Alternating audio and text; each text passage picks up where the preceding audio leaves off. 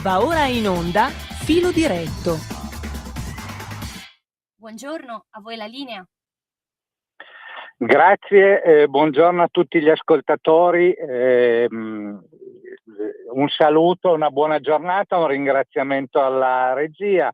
Noi occupiamo lo spazio dedicato all'ufficio rapporti sociali che si trova a None. Oggi sostituiamo Luigi Sinatora, che ha un grosso problema familiare, e qui facciamo gli auguri alla sua signora che è ricoverata in ospedale, quindi lui sta prestando assistenza e non può essere presente con noi in radio, ma cercheremo di sostituirlo nella maniera migliore. So che con me già in linea c'è l'ingegner Diego Cudia.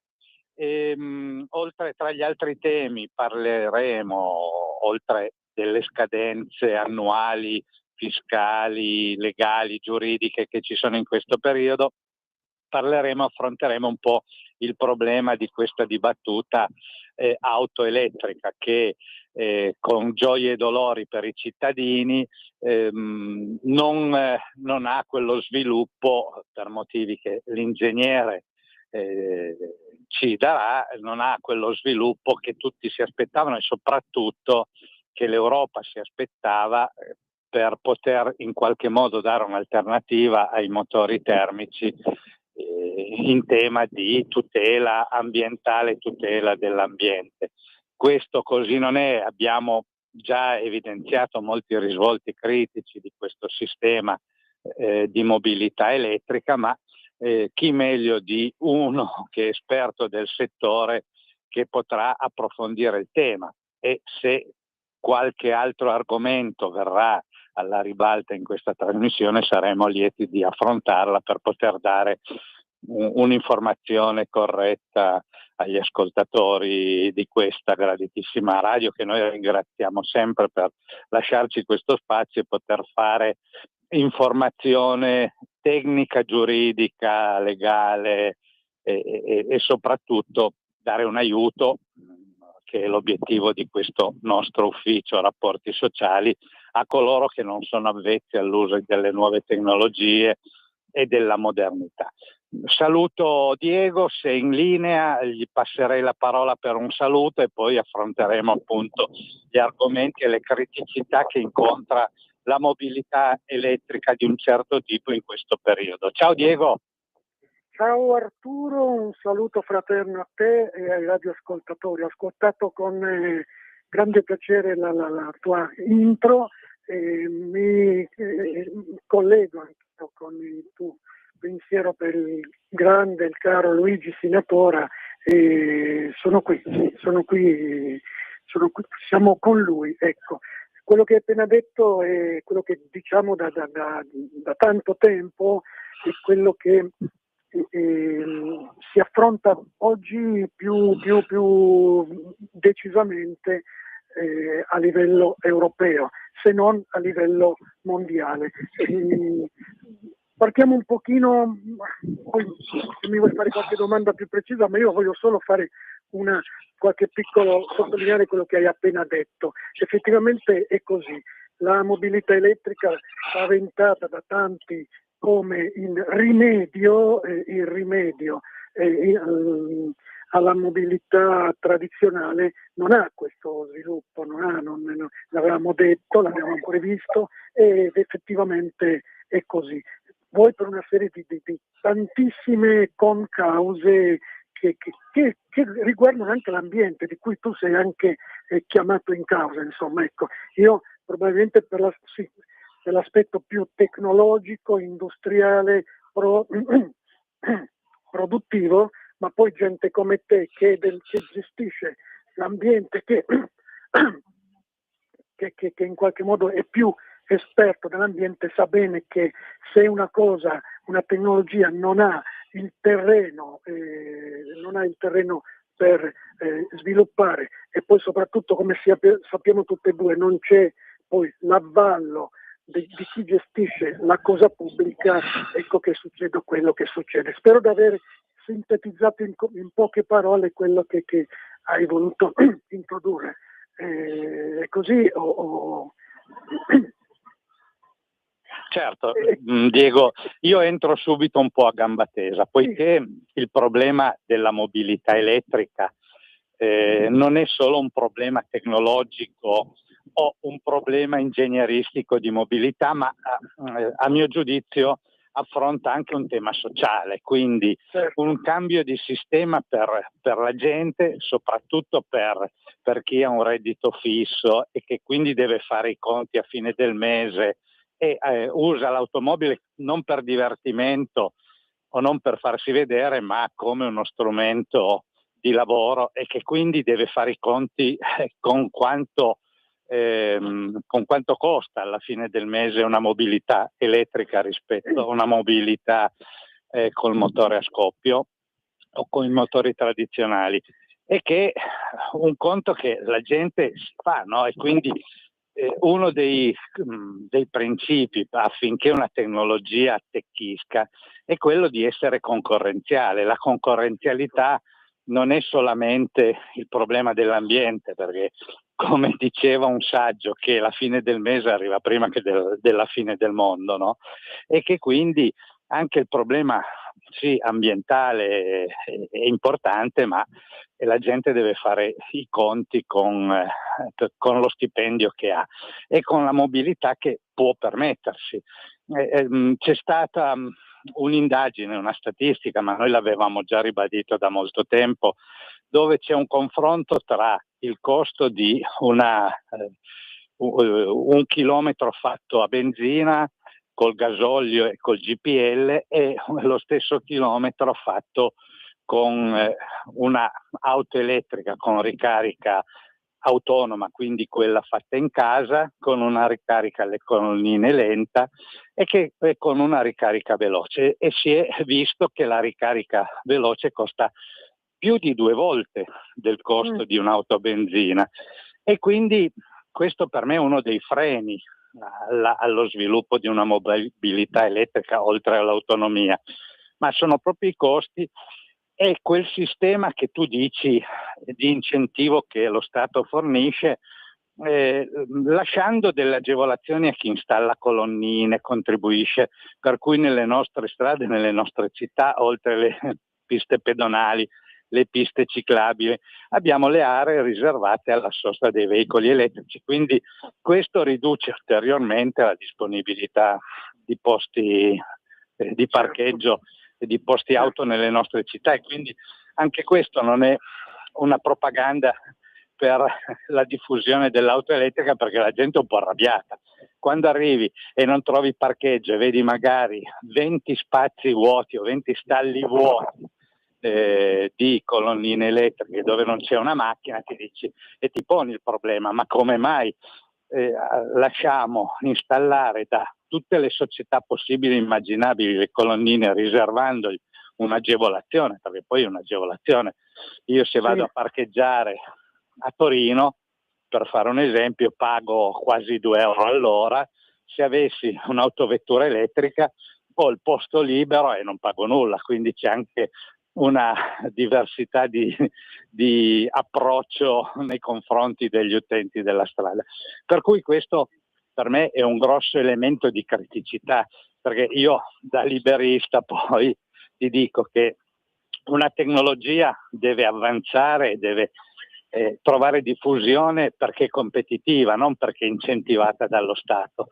Allora in uno Stato socialista è lungi da me pensare che nelle nostre nazioni ci sia questo sistema, ma una tecnologia è diffusa se costa poco e se è utile, no? E quindi ed è competitiva, mentre per adesso questi elementi e questi requisiti l'auto elettrica non l'ha data, per cui no. È su questo argomento che vorrei appunto il tuo parere autorevole.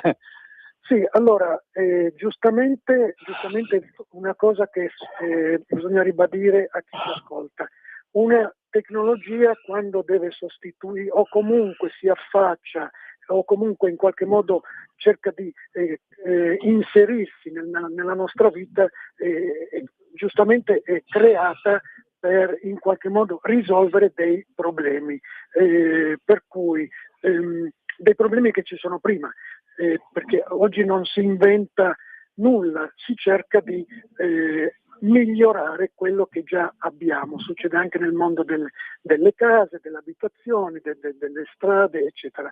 Quindi faccio un piccolo salto di 150 anni. La prima auto, diciamo, oggetto che si poteva chiamare automobile era elettrica, perché non c'era la benzina, oppure si era agli inizi. Ritorniamo ai giorni nostri. Oggi si è scoperto, si è ripreso vecchi progetti di 150 anni fa, per cui si utilizza l'elettricità per far andare avanti un motore. Da un punto di vista tecnologico, lo ribadisco, ma lo sai anche tu, così diciamolo, effettivamente costa di meno fare proprio costruire un'automobile elettrica, non fosse altro per il fatto, diciamolo, che ha meno elementi, per cui in tecnologia meno cose ci sono, meno cose si rompono, meno problemi ci sono. Ovviamente, e quindi un motore elettrico costa meno costruirlo, fabbricarlo, proprio come costi di fabbricazione. Ecco, poi un giorno magari potremo anche vedere un po' come si costruisce un motore elettrico e come si costruisce un motore termico, ma tanto la gente più o meno lo sa, insomma, ecco, quanta cosa c'è in un motore e quanta cosa c'è in un'auto elettrica. Ho sempre detto che comunque oggi la parte importante di un'automobile elettrica non è più il motore, ma è la batteria. Questo strumento, che mangia tante terre rare, che costa tantissimo. Ecco, su quello cominciamo ad avvicinarsi ai costi che tu hai menzionato prima. Costruire una batteria oggi costa tantissimo. Speriamo che un domani questi costi si abbassano. Diciamolo, insomma, perché si distruggono fondali marini, vengono rovinate delle montagne intere, e ci sono intere nazioni che stanno proprio cambiando. Vedi la Cina, vedi il Giappone, noi non abbiamo, in Italia e in Europa non ci sono tutti questi giacimenti di terre cosiddette rare che tu hai molte volte menzionato. Questo per far capire che, insomma, i costi di produzione sono bassi, cioè diciamo, il costo uomo, orario proprio di lavoro di un uomo costa poi relativamente poco, ma i materiali sono costosissimi. Citiamoli: oro, argento, platino, iridio, litio, tutti questi materiali che ecco, basta solo dire oro, argento e platino, insomma, che sono i metalli più costosi in natura, e la gente sa quanto costa. Detto questo, quando il nostro bel veicolo elettrico, la nostra batteria, esce sul mercato, e tu sai meglio di me come me quanti sono i costi che vengono caricati. Caricati sul veicolo elettrico. Hai citato uno dei tanti, che è un po' a croce la delizia, la ricarica pubblica, cioè quella delle colonnine. Forse potrai correggermi quando io dico che una colonnina, già quando la progetti, già ha un costo un costo elevato. Costruire una colonnina così costa già migliaia di euro, per cui quando la devi mettere su una strada costa altri migliaia di euro, quando poi devi omologarla, eccetera, e costa altri migliaia di euro, e tutto questo va poi a incidere sul costo della corrente elettrica che questa colonnina dovrebbe offrire a chi ci va a attaccare con la sua macchina elettrica. E questi costi sono 2, 3, a volte anche 4, e io mi aspetto anche 5 volte. Esempio banale: una colonnina, una wall box o colonnina, diciamola così, privata, eroga corrente a 0,002, 0,3, 0,12 euro a kilowattora. Ripeto, 0,00. Quando diventa una colonnina pubblica, o addirittura in autostrada, si parla già di 0,60 centesimi al kilowattora. e la gente capisce che è troppo alto, troppo alto, però lì sono i gestori, quindi è già un discorso di lucro e anche politico. Non credo di aver detto una cosa, insomma, ecco. Tant'è vero che in alcune città il prezzo delle colonnine, parliamo di città italiane, ma andiamo anche a vedere nelle altre nazioni, è molto ma molto più basso. Allora si chiede, ma la corrente è uguale dappertutto, cioè costa dappertutto uguale, cioè fabbricare corrente costa dappertutto, sì, cioè viene erogato dappertutto, insomma, in modo più o meno uguale, però ci sono alcune nazioni che hanno più, chiamiamoli, costi di gestione, quindi la corrente in Spagna costa di meno, in Italia costa di più, in Romania costa ancora di meno, nello UK, a Londra, come tu ben sai, costa ancora di più. E quindi uno dice, beh, allora c'è una mappa molto ma molto eterogenea, però queste cose sono gestite dalle persone, ecco, che quindi fanno pagare di più la corrente. E le colonnine, ecco perché sono un po' la spina nel fianco del mercato delle auto elettriche, soprattutto quelle, ecco, perché poi per il resto si potrebbe ancora in qualche modo considerare. E la gente quando chiede, anche dice a me, chiede, ma io che macchina compro? Ma questa macchina quanto consuma? Parliamo di auto elettrica e poi dove l'attacco? E io dico sempre, bisogna crearsi prima un sistema di ricarica, se no va a finire che uno paga troppo, e ci sono già delle auto elettriche che hanno un'auto, cioè hanno un anno e vengono immesse nel mercato dell'usato a metà del prezzo perché la gente non le vuole più, non le può mantenere, non le più mantenere. Non fosse altro per quello che hai detto anche prima, poi già ci sono problemi ad arrivare a fine mese, figurati mantenere un'auto che mangia tanta corrente. È così, è così. Sì, no, il problema è che si sono fatte le cose al contrario. Prima di costruire e di mettere in commercio delle vetture elettriche sarebbe stato opportuno creare una rete di servizi per queste auto elettriche. Ma io riprendo un argomento che hai ricordato tu e l'hai affrontato, e vorrei che ripetessi, perché sai come si dice, repetita iuvant. Tu dicevi una volta che il costo di un motore elettrico è molto inferiore al costo di un motore termico, però tu facevi un ragionamento che hai affrontato marginalmente anche adesso, che la parte più importante di un'autovettura elettrica sono le batterie. Purtroppo abbiamo una tecnologia di accumulo dell'elettricità che non è ancora funzionale. Abbiamo questo limite, un limite fisico, che con le nostre tecnologie non riusciamo ad accumulare elettricità in spazi ristretti come può essere un serbatoio di un'autovettura. Occorre che, come ricordavi tu, l'autovettura elettrica sia composta fondamentalmente da batteria, e tutta batteria, perché poi il motore elettrico di per sé occupa pochissimo spazio, come dicevi tu, costa pochissimo, no? Per cui secondo te in un prossimo futuro ci sarà uno sviluppo di accumulo di energia elettrica senza ricorrere, come ricordavi tu, a terre rare costosissime, devastando l'ambiente e rendendo schiave intere popolazioni per estrarre questi materiali?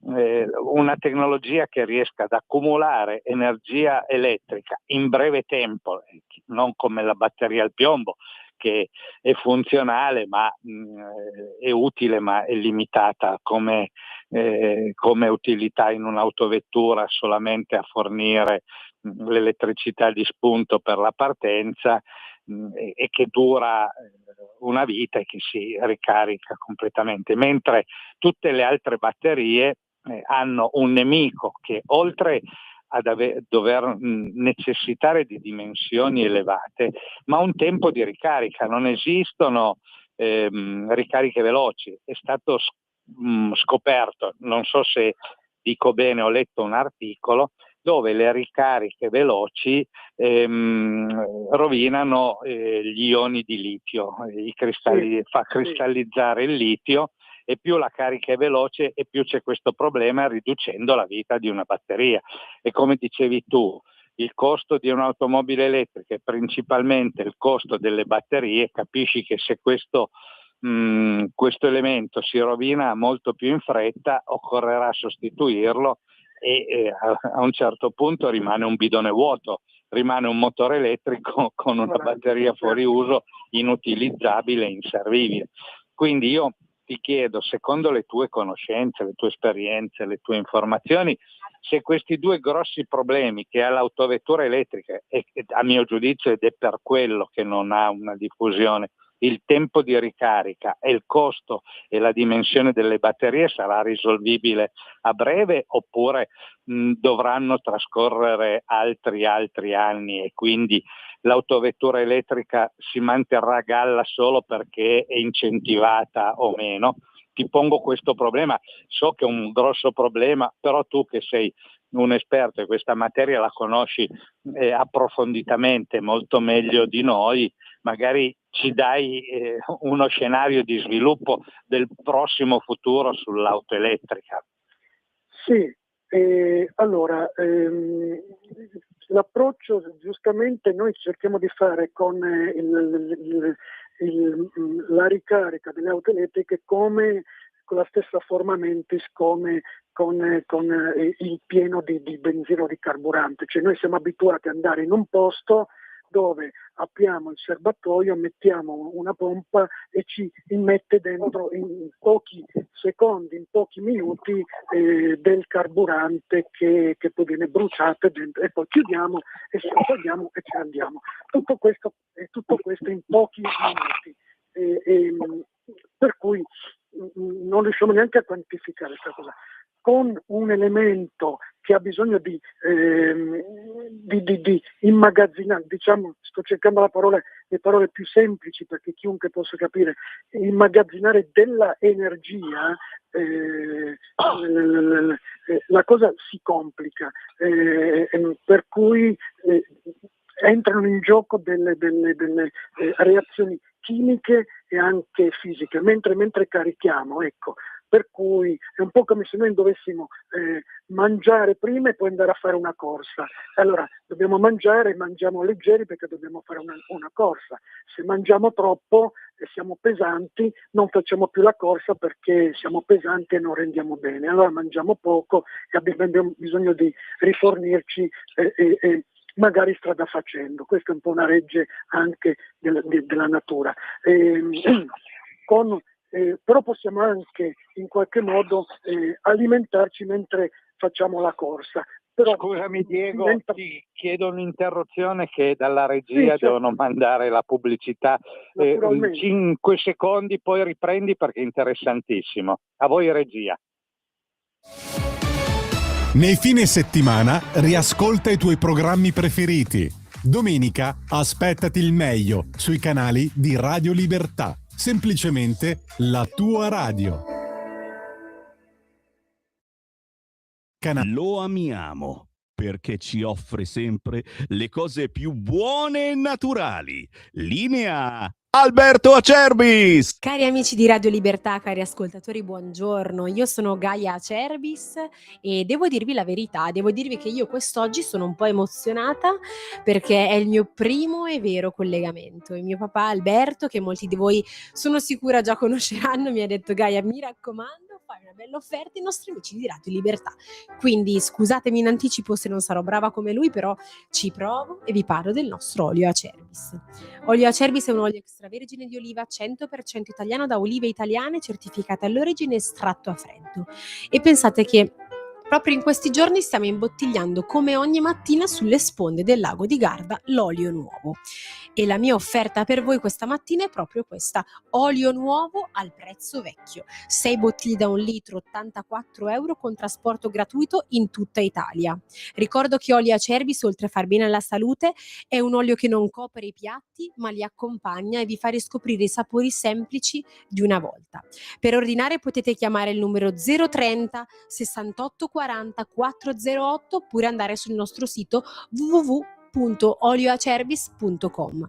Mi raccomando amici, approfittatene finché c'è disponibilità e ricordatevi sempre che l'olio buono è un nutraceutico a metà tra un condimento e un medicinale. Io vi ringrazio, ordinate e dite ho ascoltato Gaia su Radio Libertà, così mi fate fare anche una bella figura a casa e questo non guasta mai. Io vi abbraccio, una buona giornata, viva l'Italia, viva le cose buone. Di nuovo a voi la linea. Grazie. Allora Diego, c'è anche Claudio che ci sta ascoltando. Continua pure con la spiegazione che è interessantissima, perché io e Claudio di queste cose ne abbiamo dibattute diverse volte e quindi un approfondimento tuo ci chiarisce di più le idee. Vai Diego. Dicevo, Intanto appunto, saluto Claudio. Ciao Claudio, so che Ciao, ti stai sentendo lungo on the road, ci senti on the road, sì, esatto. Quindi poi Esatto. ti lasceremo intervenire e dire la tua. Vai pure Diego, grazie. sì, stavo appunto dicendo, siamo ormai abituati, diciamo così, che quando dobbiamo fare un rifornimento sappiamo che ci mettiamo quei 2, 3, 4 minuti e la nostra macchina è piena di un liquido che poi dobbiamo bruciare con tutto quello che succede, eccetera. Con una batteria, come hai accennato prima, non è possibile. Non sarà mai possibile che una batteria si ricarichi in 2, 3, 4 minuti, perché vorrebbe dire bruciarla, cioè fonderla, ecco, perché una batteria, ricordiamolo, è costituita da parti metalliche, parti terree, quindi elementi chimici che hanno bisogno anche di una sorta di tempo per incamerare quello che poi devono cedere al motore elettrico. Ecco. Torno sempre a fare l'esempio che noi è come se noi ci dovessimo fare appunto affrontare una corsa e mangiamo piano, bruciamo quello che mangiamo e siamo pronti per poi prendere durante la corsa. Se invece ci abbuffiamo, come magari avviene in questi giorni, che mangiamo chili di roba, e prima di essere, come dire, pronti, di essere veramente, se no rischiamo di vomitare tutto quanto, perché l'organismo poi non riesce più a bruciare quello che abbiamo ingerito, e in più farci fare la corsetta, cioè diventa un super lavoro. Detto in parole così, poi insomma una batteria è quello che poi deve affrontare, una batteria che poi è chimica dentro, ecco, è anche molto pericolosa, piombo, eccetera, tutte queste cose qua. Ecco perché comunque una ricarica, per quanto veloce, comunque ha bisogno di tempi che per oggi sono, da un punto di vista tecnico, lunghi. Non è possibile che non si può fare diversamente. Eppure ti dico che ci sono i materiali migliori del mondo. Ci dovrebbe venire qualche materiale che non conosciamo, magari con della plastica, che in questo momento è solo a livello di studio, della plastica un materiale derivato dalla plastica che accumula la corrente, poi ce la cede, ma in tempo praticamente reale. Oggi non è possibile. Ci sono tanti studi anche molto interessanti su nuovi materiali, i cosiddetti metamateriali, insomma i materiali un po' anche organici, e si sta vivendo quello che è successo con i computer. Tu lo sai, i primi computer, perché anche tu hai avuto i primi computer come me, così erano lentissimi a fare delle operazioni. Oggi uno smartphone di basso costo fa lo stesso lavoro che faceva un computer di 30 anni fa. Se tanto mi dà tanto, e sappiamo bene che le batterie dei computer oggi durano ore e ore e ore, mentre una volta duravano un'ora o 2 al massimo. Ecco, quindi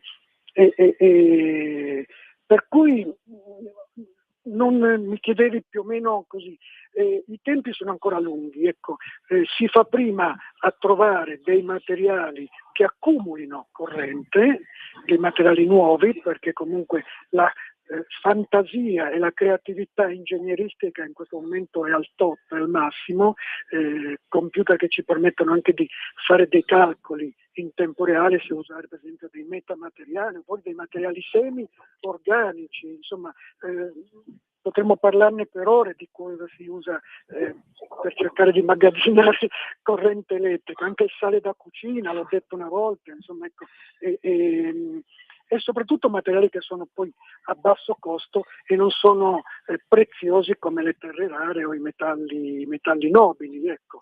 Quindi gli studi sono ancora sono molto ma molto, come dire, attivi.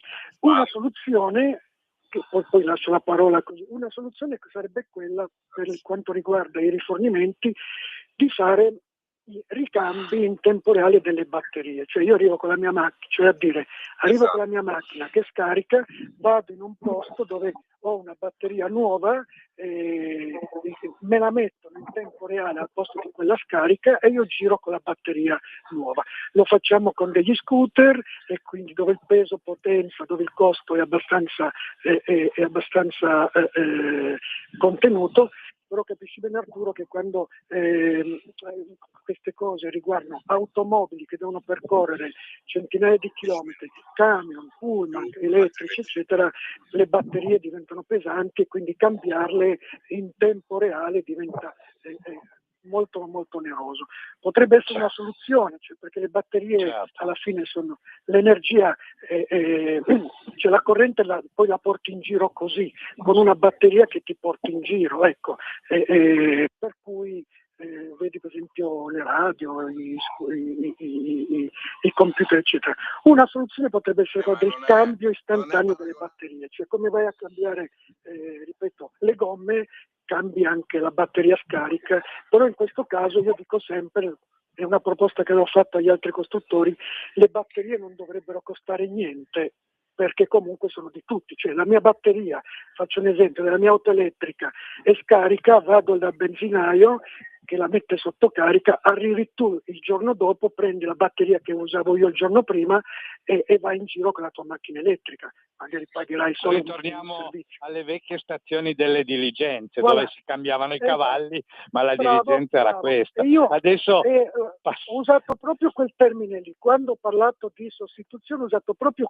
quel termine della sostituzione dei cavalli. In fin dei conti in chimica e in fisica si lavora con concetti che hanno ormai 150 anni. E ti lascio la parola. Claudio, tu hai seguito la prima parte della discussione, il problema era quello che ponevo a Diego, che il limite dell'auto elettrica sono i tempi di ricarica, i costi delle batterie e i costi della corrente elettrica. Quindi tu che anche non tu solo, sei non solo. approfondito, vai pure, di la tua. Dico la mia, io sono, buongiorno ingegnere, Buongiorno. i limiti sono tanti. Io ho seguito degli studi sul multistrato di grafene, che stanno facendo dei condensatori che potrebbero in futuro essere delle buone batterie. Ho visto i sali usati, ma più per il domestico che per l'automotive, perché un tipo di batteria al sale utilizza alta temperatura per avere i sali fusi. Adesso ho visto delle batterie con con degli ossidi salini che lavorano a temperatura ambiente, ma da lì a farle diventare qualcosa per l'automotive diventa complicato, perché il peso sarà importante, quindi non penso che arriverà lì, anche se le batterie di oggi pesano tantissimo. Sì. È una bella idea. Io la macchina elettrica l'ho vista come una bellissima utopia, perché nonostante adesso ce ne sono molti in commercio, ancora oggi abbiamo un deficit di colonnine e di punti di ricarica e di soluzioni alla ricarica che non sostengono neanche il 5% del mercato automobilistico. Quindi dovessimo veramente in futuro pensare di viaggiare solo elettrico, io però andrei a guardare anche come la produciamo la corrente elettrica, perché se poi mettiamo un tubo di scarico più grosso per andare in giro noi ecologici, non siamo molto ecologici, perché oggi c'è anche questo problema. Sì, chiedo scusa, ci sono progetti addirittura, e qui giustamente come ha detto Arturo Calligaro prima, una cosa che prima di pensare all'auto elettrica bisognava pensare all'ambiente in cui deve girare l'auto elettrica. Abbiamo in Giappone, in Europa non ci sono ancora, ma anche in Africa studi di intere cittadine alimentate con energia solare che carica delle batterie, le auto sono tutte elettriche, ma è tutto un contesto, cioè non c'è una sola auto che brucia benzina in quelle cittadine, in quei progetti diciamo così sociali, ecco, come una volta era Tallinn in Estonia, che era la prima città interamente digitalizzata, in cui tutti insomma erano collegati a computer eccetera. E quindi voglio dire, ovvio, so benissimo che se per produrre 1 kilowattora di corrente devo comunque bruciare decine di litri di carburante, ovviamente non saprei fare il mio lavoro da produttore, da progettista eccetera. Quindi ovvio che poi un altro mi dirà ma per produrre migliaia di pannelli solari che in qualche modo catturano energia devi in qualche modo, c'è del vetro, c'è dell'argento eccetera, ovviamente insomma qualcosa dobbiamo utilizzare, non abbiamo ancora l'unico materiale che per ora abbiamo che costa poco e appunto sono quelli che la natura ci mette a disposizione e i derivati della plastica, detto in modo tale che la gente capisca di cosa parliamo, perché anche l'alluminio per fare gli infissi costa tanto, è vero che è riciclabile, il vetro costa tanto, è vero che è riciclabile, e la plastica per ora ne abbiamo tante che la buttiamo, cioè insomma la buttiamo nei mari. Allora in questo modo, creando una sorta di, come era all'inizio anche Arturo Rossi, una sorta di circolarità diciamo, della produzione dell'energia, riusciamo ad abbattere i costi, a meno che poi non ci fanno pagare anche come dire, il servizio per andare a raccogliere tutta l'immondizia io, e ingegnere, trasformarla. una cosa che avevo chiesto, una cosa che avevo ipotizzato ma non oggi, una ventina d'anni fa, quando si partì con la follia delle categorie euro, io la ribadisco ancora oggi, che per me è una follia, perché io quando compro un'autovettura la compro a norma ed è assurdo che mi venga vietato di usarla con una scadenza come se fosse una banana, e quindi questa è già una prima violazione dei miei diritti. Il discorso dell'impatto ambientale delle autovetture, comprese quelle elettriche, dovrebbe partire dai coil di lamiera per valutare l'impatto ambientale e inquinante di un'autovettura. Scusatemi, il coil in lamiera intendo il rotolo di lamiera che arriva prima che entra negli stampi per fare tutte le parti di quell'autovettura. Quindi io l'impatto ambientale lo prenderei da lì, e secondo me qualcuno comincerebbe a dire allora cominciamo a non dare la colpa alle auto ma al carburante delle auto, quindi facciamo un carburante che sia meno emissivo quando viene bruciato, e allora troviamo una soluzione, perché oggi abbiamo trovato un palliativo nel mettere i catalizzatori che non fanno altro che aggregare le molecole inquinanti e poi scaricarle in strada lo stesso, perché niente distrugge. Ai tempi noi come ACP avevamo proposto di mettere nei distributori di benzina dei banalissimi filtri a olio. Ci sono dei filtri, dei contenitori dove i gas di scarico potrebbero entrare e far uscire quasi vapore acqueo o anche niente, aria semplicemente. Quindi quando l'idea banale ovviamente era quasi come si può dire, una provocazione, tanti anni fa era: andiamo al distributore, svuotiamo lo scarico sporco, facciamo il pieno di benzina, riempiamo, cioè ridiamo l'inquinante a chi ci fa inquinare. Quindi prendo il gasolio o la benzina e restituisco quello che ho nello scarico. Questo era un qualcosa di circolare, poteva essere un'idea provocatoria, ma che poteva essere percorsa da qualcuno, ma nessuno mai pensò di fare un test del genere.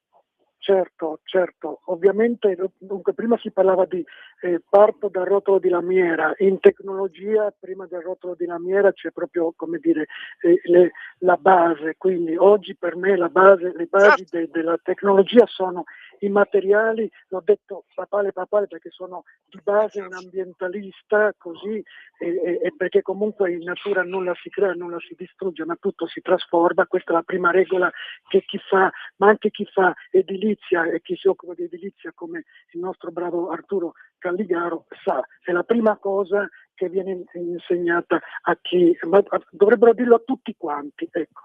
Quindi per noi progettisti, per noi ingegneri, così è anche oggi è così quello che tutti conoscono come scarto o immondizia, che hanno dei costi anche solo tenerli fermi altissimi. Non andiamo a pensare di rovinare le montagne o di dragare i fondali dei mari per prendere l'oro. Abbiamo tanto di quel materiale, abbiamo intere nazioni che sono, diciamolo al pubblico, ma tanto molti lo sapranno già, sono stati trasformati nell'immondiziario del mondo. Vedi il Brasile, vedi il Giappone, vedi la stessa Cina, dove ci sono, e anche l'Africa, ecco, e anche alcune parti dell'Europa. Vere e proprie discariche che comunque sono dei magazzini a cieli aperti dove ci vorrebbero delle aziende. Noi abbiamo dei progetti finanziati anche da fondi miliardari, così, ma costano tantissimo andare a ripulire intere nazioni, i mari che sono pieni così. Tutte queste materie, diciamo, adesso non vorrei che i nostri ascoltatori dicessero ma guarda, noi abbiamo iniziato così, adesso parlano di immondizie, eccetera. No, tutto questo materiale, diciamo, la plastica, i computer buttati così, sono tutti materiali recuperabili. Costa tantissimo, forse costa più che andarli a spaccare le montagne.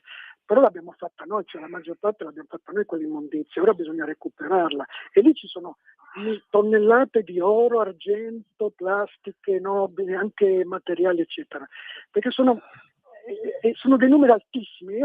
Basterebbe dire che metà Brasile ormai è una sorta di discarica, poi se nessuno ci crede vada in Brasile, perché insomma ho dei colleghi lì, ma qui arrivano immondizie da tutto il mondo e non so che dire. Cioè, dalle gomme, ma non la gomma diciamo così del motorino, gomme di treni, di autotreni, gomme gigantesche, così, tonnellate, come la cava. milioni di tonnellate. Ecco. Per cui voglio dire, quello per me, per chi fa progettazione, è da lì che bisogna partire. Perché, come dicevo prima ad Arturo, è vero, le batterie sono fatte da terre rare, ma noi sappiamo bene, chi progetta, chi così, che queste finiscono, perché l'oro non si forma, non è come una pianta che la pianti oggi e sai che fra 20 anni ti rende il legno. L'oro, una volta che hai levato una vena, una così, e non c'è più. Basta. È un argomento che dovremmo affrontare in una trasmissione, quella del recupero dei materiali, perché abbiamo anche in questo settore delle ideologie. Io, essendo nell'amministrazione, guardo anche la ricaduta sociale, perché queste cose, queste riflessioni che fai tu, poi ricadono sui cittadini, perché noi adesso abbiamo un sistema dove la raccolta differenziata viene fatta a monte, deve essere fatta dal cittadino, quindi presuppone una conoscenza, una competenza del cittadino, capire ad esempio qual è una plastica o un contenitore di plastica che può essere riciclato e non la plastica che va buttata. Quando la tecnologia si svilupperà per fare la raccolta differenziata a valle, avrà un costo inferiore per il cittadino, perché un camion solo passa a raccogliere tutto. Poi con delle tecnologie avanzate si separa a valle il prodotto, e quindi quello che dicevi tu, Diego, si recuperano anche i materiali pesanti, perché se io butto un computer, faccio un esempio stupido, nella RSU e non adesso andare a cercare i RAE che raccolgono quello ma lo butto.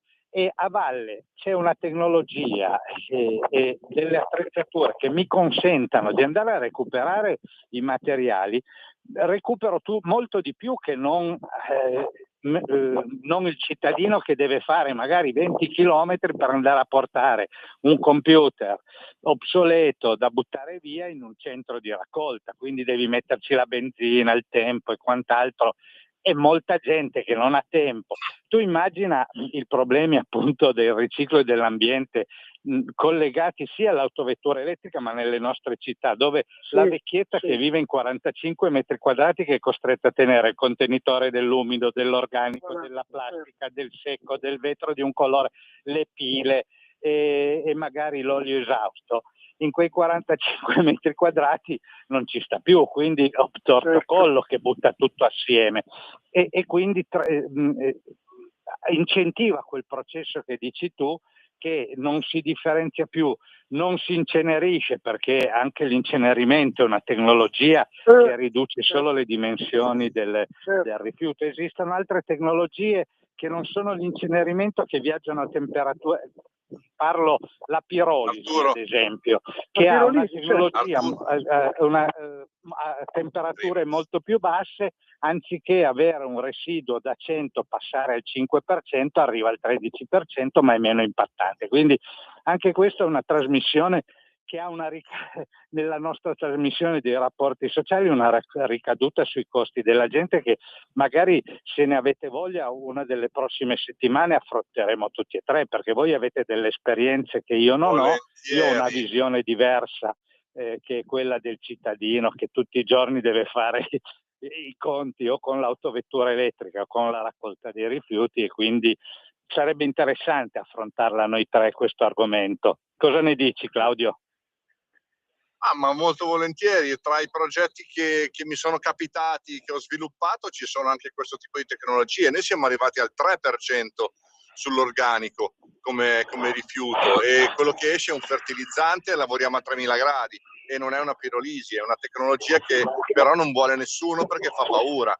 Quindi ci sono le soluzioni, come nelle batterie ci sono le soluzioni anche per non inquinare. Hai ragione tu quando mi dici che la povera Shura Maria di 90 anni che deve usare metà di casa sua per i contenitori è una follia che non ha nessun senso.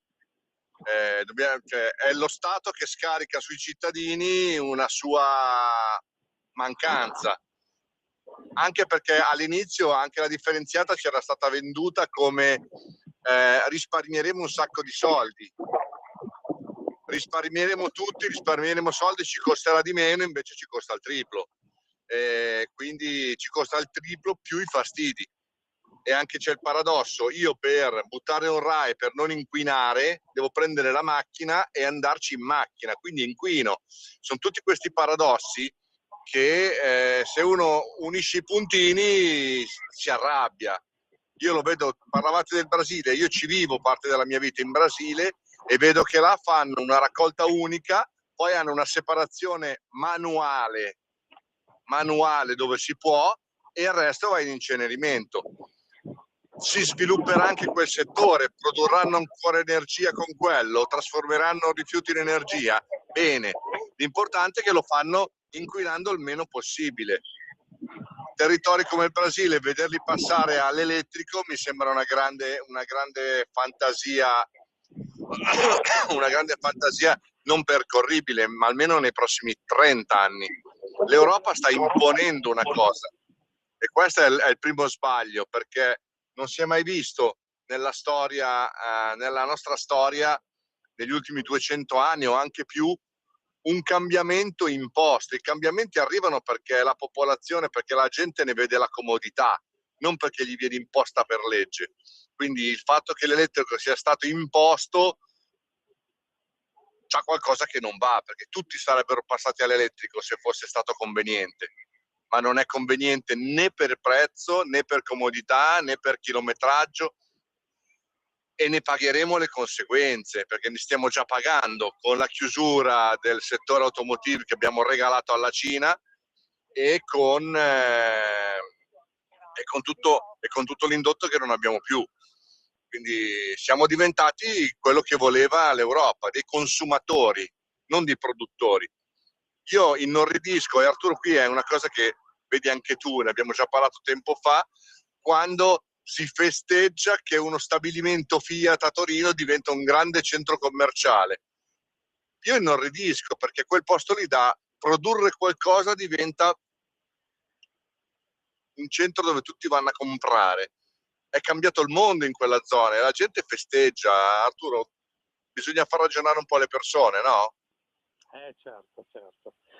Purtroppo siamo in chiusura, Claudio. Io vi ringrazio te, Claudio, ti ringrazio Diego, che ti ho occupato la mattinata, però speriamo che Luigi possa tornare presto alla conduzione. Il nostro pensiero va a lui e a sua moglie, che vivono momenti un po' tristi, un po' gravi, quindi speriamo che le cose si mettano per il verso giusto e che Luigi possa di nuovo tornare a condurre.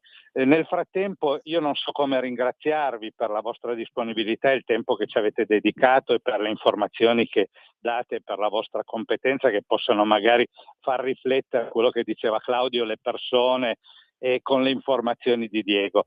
Ringrazio ovviamente la nostra radio di averci dato questo spazio libero dove possiamo esprimere le nostre opinioni al di là delle ideologie.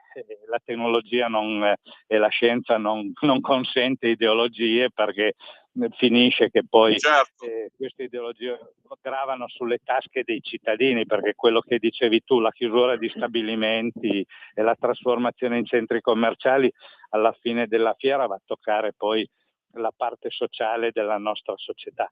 Quindi ringrazio ancora la radio, vi lascio lo spazio per salutare anche voi. Io auguro una buona giornata a tutti gli ascoltatori e un grande ringraziamento alla nostra regia. A voi per i saluti, ragazzi. Ciao, sì, grazie. Vai Diego.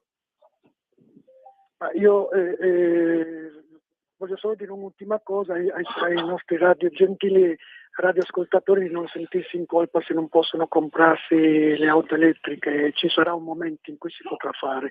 Detto così, è una sorta